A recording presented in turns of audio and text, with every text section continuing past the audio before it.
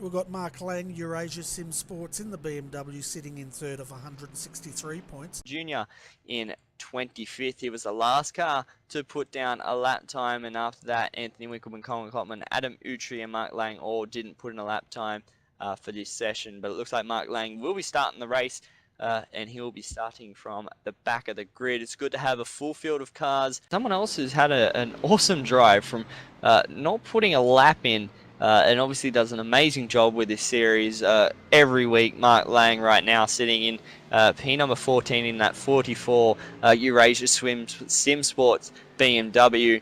He is slowly closing in on Indra Furyanto in front of him in the number 28 unsponsored BMW that I can see. It's unsponsored. It could be my screen telling me lies, but at the moment he's closing in on him and he's trying to push from 13th, but from no time in qualifying, no time in practice. Obviously he was doing stuff behind the scenes for the series, getting everyone into the one server tonight to run the pro and the club together, and he's been able to do an awesome job from pretty much dead last to up into 14th, and he could get this next car in front of him of Ferranto.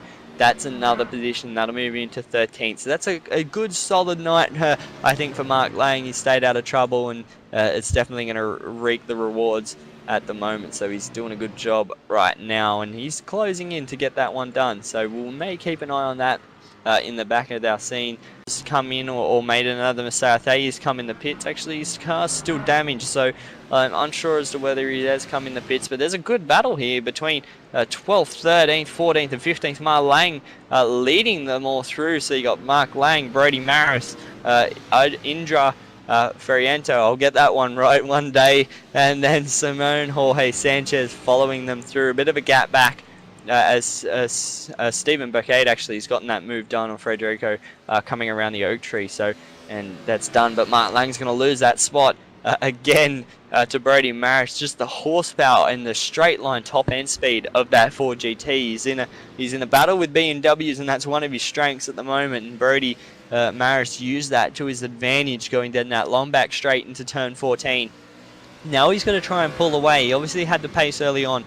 He was running up there and got involved in that incident with Lars Jefferson. Wasn't of anything of his own fault or doing. He just obviously, Lars came out, didn't see him there, and nowhere for Brody Maris to really go except the door of that Mad Cow Racing Audi. So he's going to try and do a little bit of a recovery drive right now. But out in front, it's still Tobias Cherney. He is starting to pull away from his brother. Out. I think that's going to be it. As Simone Jorge Sanchez has a look on Mark Lang going up the hill, and Lang, who was that in the background? I think that was Ferriento, has run wide. He's going to try and join back on nicely after Stephen Burkade. So there's a couple of battles going on out there, and that's also Chandra Yong is closing up on these guys in front. So some dicing and some good hard battles going on further outside the top 10. These guys are technically battling from 12th, 13th, 14th onwards. And it's good to see these guys still having a hard battle, even though they are not really in a position as Lang goes really deep into turn 1. He nearly cleaned up the back of Sanchez in front of him. That was close. I think a bit too close for comfort for both of them. That could have been a little bit of a steward's visit there for Mark Lang to himself, and Sandre Yon behind him. A little bit of a mistake as well, going deep into NASCAR Bend, and he's going to lose that time that he had caught up, and Stephen Burkade's just slowly starting to close in behind them. So this battle will definitely heat up as the four will close into each other. The rest of the field, like I said, is very spread out, and Brody Maris has actually retired from this race, which is unfortunate. Brody was having an awesome drive, and obviously it started to go downhill from when Lars obviously made his mistake, and I don't think Brody will be that pleased with the little mistakes that crept into his race, but he still had a good drive, good qualifying effort up in P9. But Mark Lang, as we move back to the action, he's going to have Sandre Yong right behind him for company going down the long back straight. Sandre Yong obviously was the one to have pitted, so he will definitely be having this pace that he's shown starting up in the field. He's going to have a look on Mark Lang. There was a double move there. He's not close enough. Mark Lang really good under brakes there going up the hill, used a lot of curve through turn 14, and Chandra Yong will be wanting to try and close this one down now. He's there, and he just needs to get the move done. If he can get a run coming out through turn number 17, he should be able to have a good look, as that's behind them. That was Stephen Bokadov. That's I think the 4th car we've seen go off at the final corner. He's got to be careful where he rejoins. Ferrianto gives him some room as well, so he joins him. But that's a little mistake there from Bokade. That's moved himself out of this battle that was really starting to heat up in front of him between Chandra Yong and Mark Lang. Yong wanted to go the long way around. I don't think Lang was having any part of that one, so moved over a little bit under brakes, and has just cost Chandra Yong a little bit of time there. But these guys are having a good battle, all BMWs mind you as well, so a little bit further down than I think they'd want, but that's what happens in this one. You can either be there or a little bit off the pace, and it looks like the BMWs just haven't had that strong pace that I think they would have liked as an overall package. But Chandra Yong is still closing in that gap, and he's not going to go away anytime soon. He wants to get it done. He wants to show that pit stop strategy has sort of worked to his advantage, but he's got that Eurasia Sim Sports car right in front of him.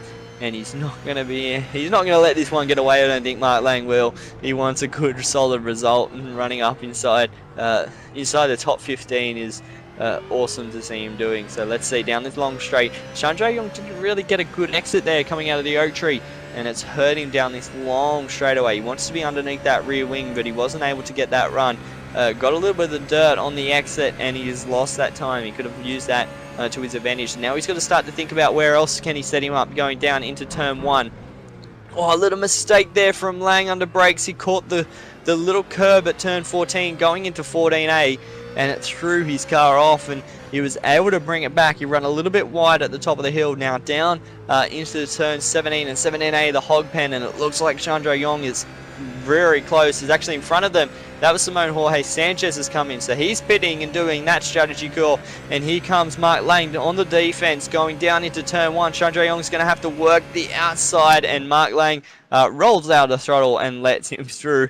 Decides not to fight any harder for that one, so that was a bit of lackluster there, but Chandra Yong moves himself up into P number 11. Mark Lang, he had a good run as well. He was